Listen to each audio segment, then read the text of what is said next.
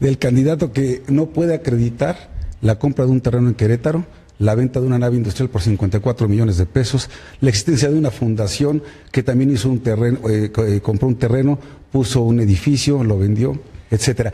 No, yo decía que Anaya presentó su 9x6, sus 54 millones de pesos. Pero bueno, Andrés Manuel presentó su 3 de 3 en tiempo y forma. Es sin duda el político más investigado respecto de su patrimonio. Lleva muchos años en campaña. Imagínate con todos los aparatos que tiene de inteligencia el Estado, si Andrés Manuel tuviera algo, pues evidentemente ya se lo hubieran sacado. La conclusión es que Andrés Manuel es el único candidato que puede enfrentar efectivamente una agenda anticorrupción en nuestro país. Y ahí está, la primera propuesta dice, 1 de diciembre, una iniciativa para reformar el 108 constitucional para que el presidente de la República pueda ser juzgado por delitos de corrupción o delitos electorales. Creo que es la única manera de romper todo este sistema de privilegios y corrupción que actualmente existe. Es el candidato que ha venido creciendo de manera consistente. Todo el mundo decía, ya llegó a su techo, ya no puede crecer Andrés Manuel. Y ahí está, de manera consistente. Y ahora que estamos ya en esta etapa de campaña, donde se pueden comunicar más las propuestas, yo estoy seguro que Andrés Manuel va a seguir creciendo. Por ejemplo, en Juárez, en su arranque de campaña, ahí está el mensaje para el país de pacificar, de reconciliar a nuestro país, de que termine la violencia. ¿Y cómo le abre las puertas a los jóvenes?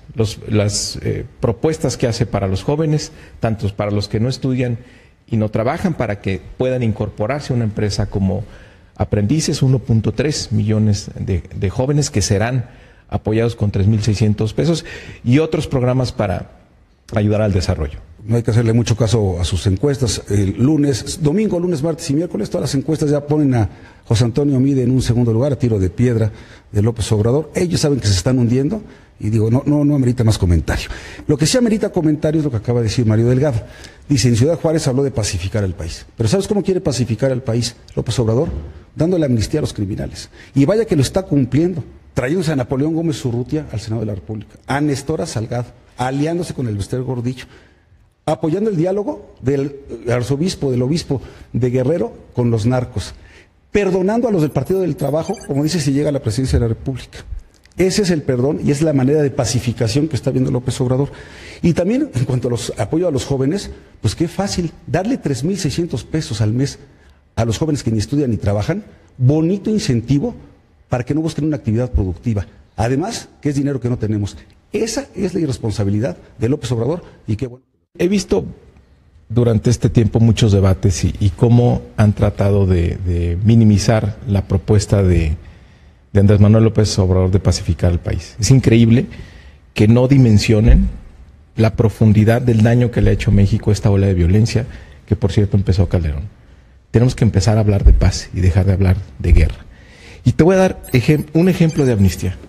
Yo propuse una amnistía en el Senado, porque además la amnistía tiene que aprobarse por el Congreso. Así es. Una ley de libertad anticipada, ¿para quiénes? Para 10,000 consumidores de droga que están en la cárcel, que no cometieron un delito violento y están privados de su libertad porque consumieron marihuana. Ese es un ejemplo de amnistía, de cómo empezar a pensar diferente lo que nos está pasando como país. ¿De qué nos sirve tener encarcelados a esos jóvenes? Esa es la propuesta de amnistía que la quieren minimizar. Y él hablaba de la amnistía a los delincuentes, dijo siempre y cuando, y sí, escuchando a las víctimas. Pero si esa es una posibilidad, la vamos a explorar. Así lo dijo. Hoy está hablando de aquellos pequeños consumidores que están en prisión. No, Mario, tú sabes que eso no se refería. Y es una barbaridad que después de ver estos desalmados, porque no solamente son narcotraficantes, ¿sí? Son asesinos, son criminales, son gente que extorsiona, que secuestra, que mutila cuerpos, que hace sufrir a miles de familias. Y en lugar de aplicarles la ley con toda severidad, se está planteando por parte de López Obrador darles perdón y olvido. Francamente no estamos de acuerdo. En este país lo que tenemos que hacer es fortalecer las instituciones y aplicar con todo rigor la ley y el Estado de Derecho. Se aventaron contra López Obrador. A ver, no es cierto, Javier, lo que tú estás diciendo. Lo que Andrés Manuel está diciendo es, vamos a dejar de hablar de guerra y vamos a hablar de paz. Vamos a explorar todas las posibilidades que hay para pacificar este país. Y la miopía que tienen los priistas y los panistas es que creen que nada más es un tema de policías y ladrones, del ejército contra los narcotraficantes. No entienden la profundidad del daño que ha hecho la violencia en este país. Y para pacificar a México se requiere mucho más que una estrategia de seguridad. Tenemos que recuperar el crecimiento económico, el empleo, y necesitamos una atención especial para los jóvenes que les está tocando poner la peor parte en esta guerra. Por eso acompaña su propuesta Andrés Manuel. Es increíble que Javier desprecie la propuesta de los jóvenes, que 2.3 millones de jóvenes que no tienen empleo, no están en la escuela, puedan tener trabajo. A ver, yo fui secretario del Trabajo y si algo me dediqué fue a través del Servicio Nacional de Empleo a vincular a los jóvenes primero con unas becas de capacitación y la capacitación en la práctica laboral. Y 3 de cada 4 jóvenes así se quedaban en un empleo. Eso es apoyarlos, no dándoles dinero por estar en su casa sin hacer nada, Mario. No es así. Entonces, por favor, por eso digo, seamos serios en este planteamiento. Segundo, yo por supuesto que estoy de acuerdo con tu propuesta de que los pequeños consumidores que están en la cárcel sean liberados, hombre. Esos no son personajes peligrosos. Lo que no estoy de acuerdo es que los líderes de los capos del narcotráfico dialoguen con ellos, se pongan de acuerdo, se repartan el territorio como si tuvieran un negocio lícito y dejarlos hacer y dejarlos pasar. Por supuesto que no. Y eso es precisamente lo que José Antonio Meade plantea al revés. Aplicar con toda severidad la ley y el Estado de Derecho. Lo que tienes ya en la Constitución es lo que se tiene que respetar. Y ahí hasta el momento no ha hecho compromiso de tener alguna iniciativa. Incluso hoy ya está al aire un spot que habla específicamente de respetar los derechos de las minorías. Que la opinión pública va rezagada en esos temas. Así, primero era muy conservadora la opinión pública y después cambió. Traemos un traductor de lo que quiso decir Andrés Manuel López Obrador. Todos escuchamos que al preguntarle sobre estos temas muy delicados y controversiales, dijo, se someterá a lo que el pueblo diga. Si son minorías, no puede someter a una consulta popular porque la van a perder. Para eso está la Constitución General de la República.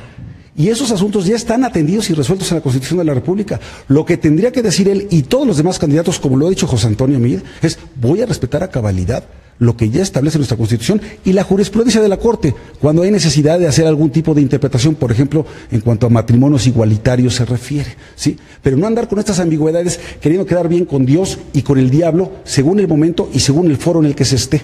Por eso yo lo que creo, y hace un momento un tuit, nos decía, hagan contrastes de las propuestas y de las ideas, y yo creo que para eso son estas campañas, hacer esos contrastes. Bueno, pues está muy fácil. O sea, si Andrés Manuel dice vamos a hacer una consulta sobre estos temas y se pierde esa consulta, pues prevalece lo que está en la Constitución. Y él lo que está diciendo es vamos a respetar, vamos a promover los derechos de las minorías. Te invito a que veas el spot que plantea el día de hoy. Pero, a ver, quisiera regresar rápidamente, a ver si me da tiempo. A ver, Javier, tienes que leer bien el libro. El tema de jóvenes construyendo el futuro. Los 3,600 pesos se lo das al empresario para que le pague a los jóvenes. Algo parecido, aunque a ustedes les salió bastante mal, ¿sí? Al primer empleo.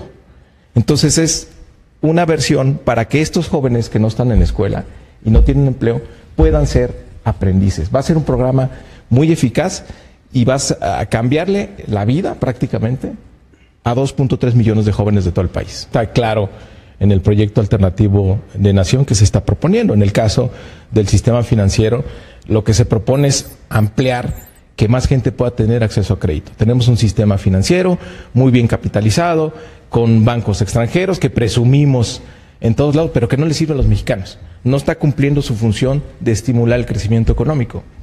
Y esa es la propuesta que hay en el proyecto alternativo de nación respecto del sistema financiero. Y por el contrario, dice, bueno, vamos a promover la competencia, porque estamos teniendo ahí una concentración, me parece que hay que observar con mucho cuidado, de 2 o 3 bancos que se están quedando con la mayoría de los activos y la mayoría de la cartera. Tiene que haber una competencia en el sistema financiero para que más empresas pequeñas y medianas puedan acceder a créditos. Esta semana, desde el domingo que arrancó la campaña, José Antonio Meade presentó 7 compromisos para la nación, con compromisos muy concretos, por ejemplo, para las mujeres.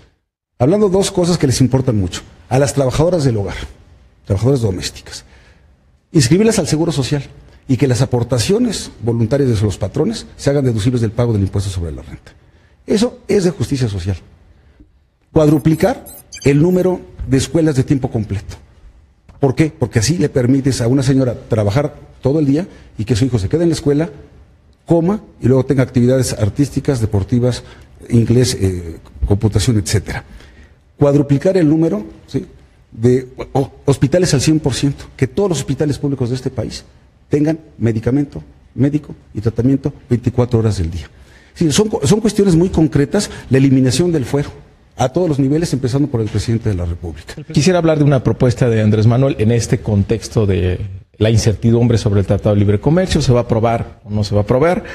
Andrés Manuel ha dicho en su proyecto de nación, independientemente de cómo quede esta negociación, si se termina en esta administración o le va a tocar a él terminarla, tenemos que hacer una política industrial donde más empresas mexicanas se vinculen a este sector exportador que ha sido tan exitoso, pero que no ha logrado traducir ese crecimiento económico a la economía en su conjunto.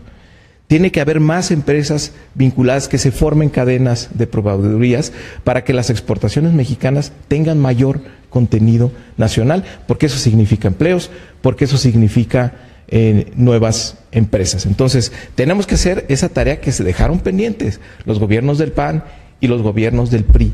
Por eso es diferente la política económica que está planteando López Obrador en este contexto de incertidumbre del Tratado de Libre Comercio. Yo creo que es cosa de contrastar lo que plantea López Obrador con lo que plantea José Antonio Meade.